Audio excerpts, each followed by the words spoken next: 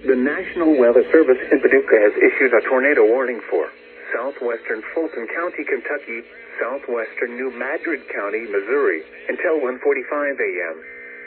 At 1:05 a.m., a severe thunderstorm capable of producing a tornado was located over Canada, moving northeast at 60 miles per hour. Expected hazards include tornado. This is a radar-indicated threat. The following impacts are expected. Flying debris will be dangerous to those caught without shelter.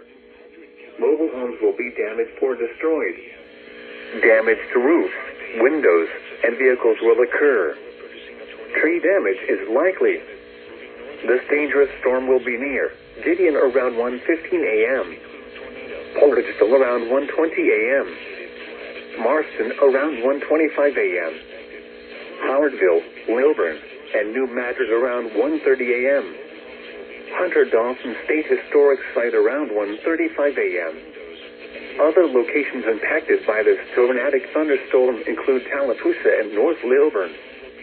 This includes Interstate 55 between mile markers 33 and 51. Take cover now. Move to a basement or an interior room on the lowest floor of a sturdy building. Avoid windows.